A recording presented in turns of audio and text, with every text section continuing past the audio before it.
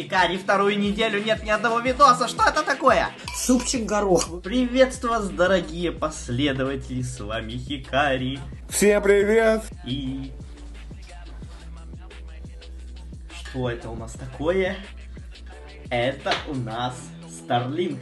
This is Elon Musk. Который я на самом деле купил еще 2 недели назад. Но из-за бесконечных прилетов вот этих вот штуковин у меня нет света, поэтому записывать и заливать видосы крайне тяжело. Такой. Итак, в этом видео мы полностью распакуем новый Starlink, протестируем, как он работает в разных условиях. Сразу спойлер, в квартирах он не работает, так что лучше не покупать. Какая-то хуй! Сейчас мы будем распаковывать с вами интернет от Илона Маска. Надо было сценарий написать, чуть не подумал. Вот такой у нас логотипчик.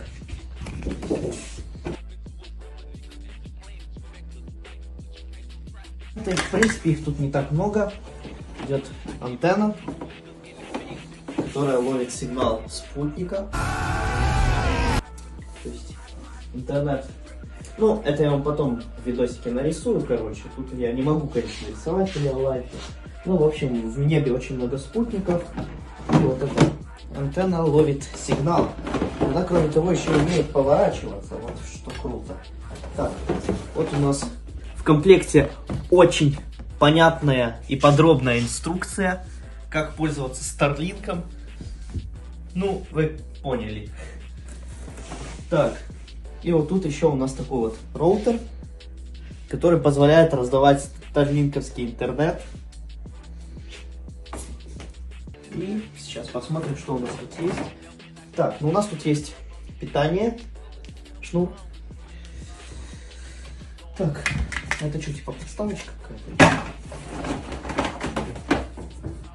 И тут у нас идет как бы кабель, я так понимаю. От вот этого, от антенны к роутеру. Похоже на то. Хера себе, тут метров, наверное, 12. Лена, как это распутать?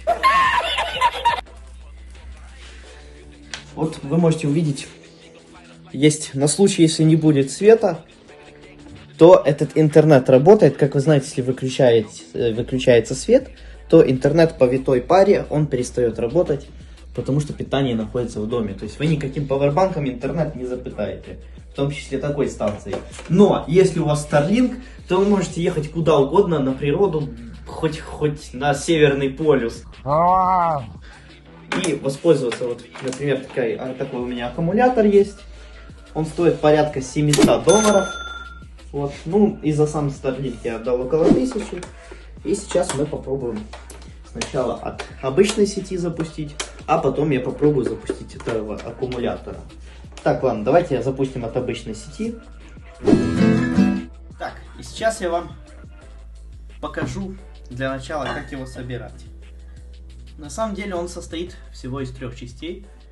Из такой вот тарелки, которая ловит сигнал с космоса, из роутера. Да, это как будто обычный Wi-Fi роутер, который раздает интернет. И из такой вот подножки, для того, чтобы его можно было ставить. Да стой ты, блин, ровно. Ну и с этой тарелкой в комплекте идет 30-метровый шнур. Вот, и сразу скажу, что тарелку можно закреплять на гораздо большем расстоянии от роутера. Итак, как же его собирать? Первая часть.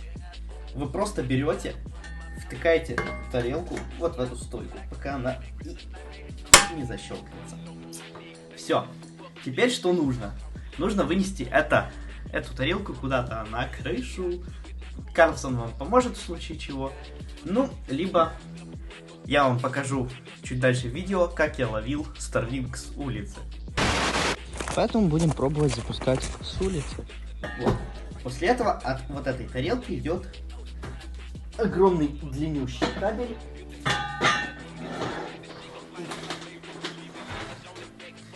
Вот такой вот. И вот такая вот штука. Вот эту штучку втыкаете, как обычный кабель от интернета, в роутер от Starlink. Вот так вот. Сейчас вам покажу. Вот такая вот тут дырочка есть. Раз. И после этого подключаете сам кабель вот во вторую дырочку.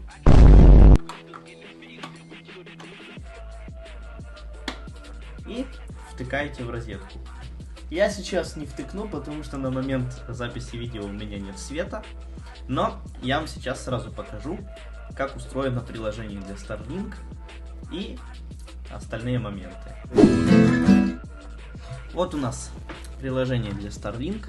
Сейчас я вам расскажу про каждый раздел. Значит, я покупал Starlink у реселлеров. Я выбирал аккаунт Billing, Payments. Нажимаете No, и вы можете связаться с поддержкой.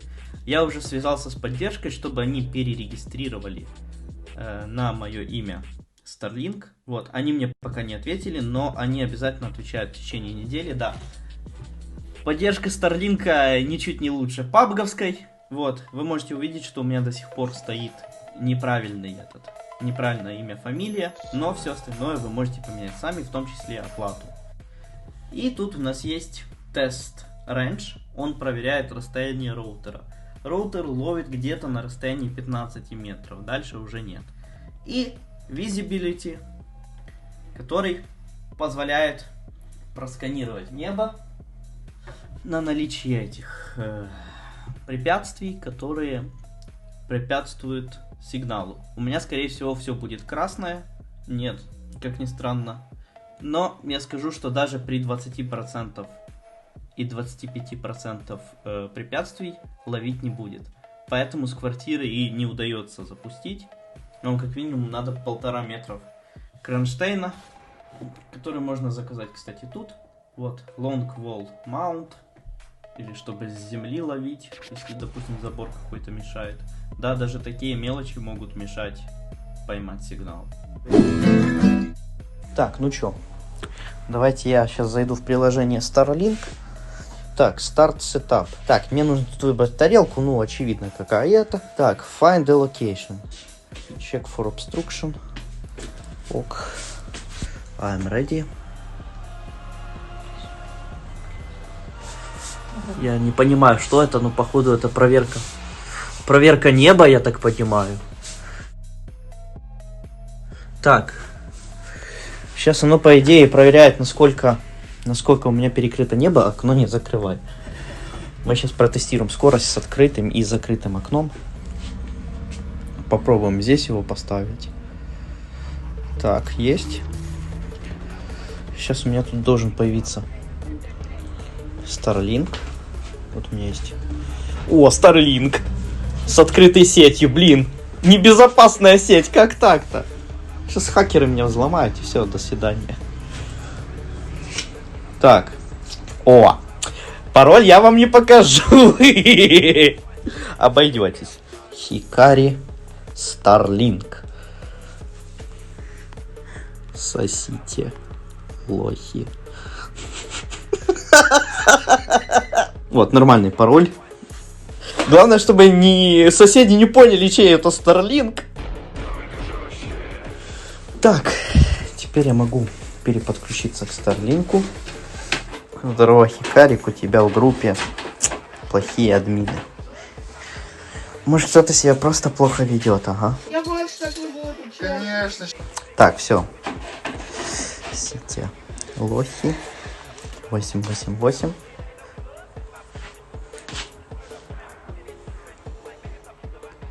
Надеюсь, я пароль не забыл. Нет, не забыл.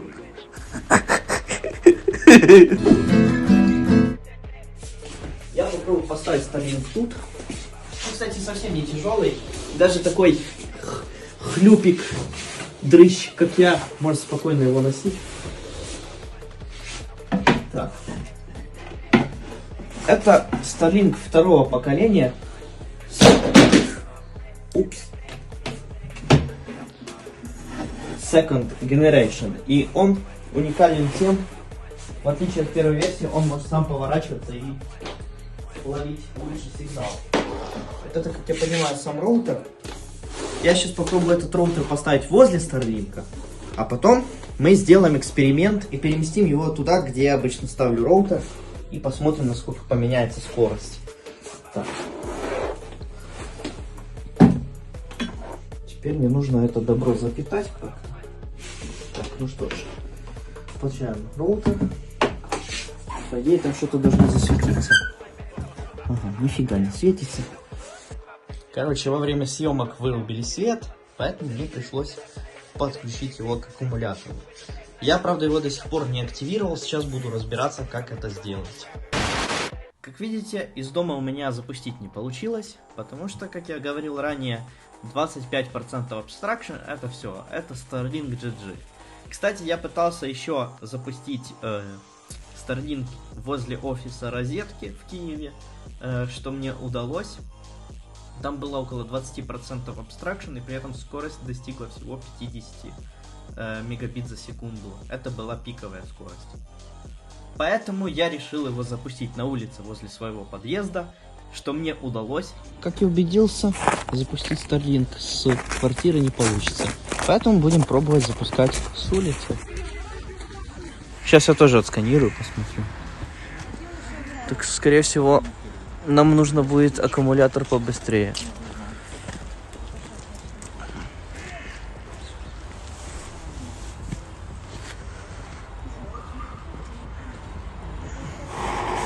Будем ждать, пока не подключится. Там абстракшена не было, как оказалось.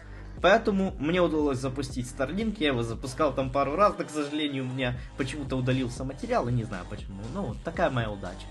Вот. И скорость достигала больше 150 мегабит за секунду на загрузку. Ну, а вот на отгрузку только 10 мегабит за секунду. Так что стримить со Starlink, скорее всего, не удастся.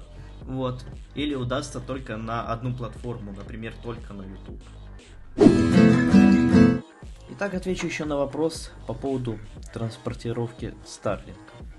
Как вы видели, эта тарелка, она немножко поворачивается, скажем так, пытаясь поймать сигнал сверху.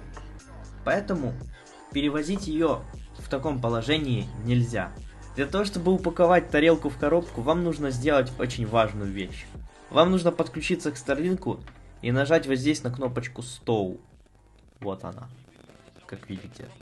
После этого тарелка перейдет в изначальное горизонтальное положение. Только после этого ее можно паковать. Иначе есть риск того, что вы можете повредить ее.